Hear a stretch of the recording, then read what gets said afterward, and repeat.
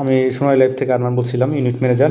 এখন আমরা কিভাবে সোনালী লাইফের আমাদের অ্যাপস থেকে কিভাবে সোনালীতে টাকা জমা দিব, তো কোনো ভুল হওয়ার কোনো সম্ভাবনা নাই।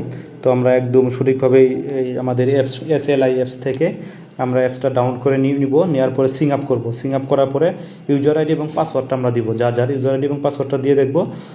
যেমন আমারটা আমি ফিঙ্গার অ্যাড করে দেওয়া আছে, ইউজার আইডি ফিঙ্গার দিয়ে আমি ঢুকলাম। ঢোকার পরে যে দেখেন এই জায়গা আমারটা পুরো, আমি এখন কোন টাকাটা জমা দিব, আমি 15,599 টাকা জমা দিব না 59,000 টাকা জমা দিব।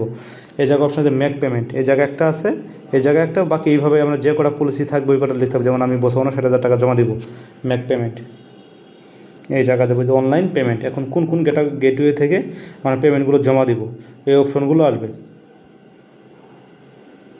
এই যে আসছে, এখন আমি বিকাশ থেকে দিব না নগদ থেকে দিব না আদার্স কার্ড থেকে দিব।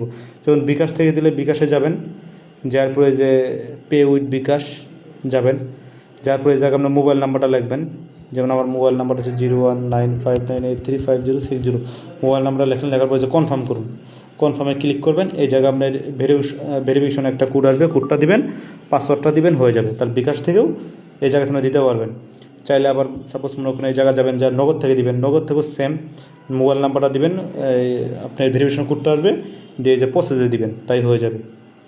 আচ্ছা, তারপরে এখন আপনি যদি চান আমি এই যে আদার্স কার্ড থেকে পেমেন্টগুলো আমি জমা দিব, কার্ড থেকে জমা দিতে পারবেন।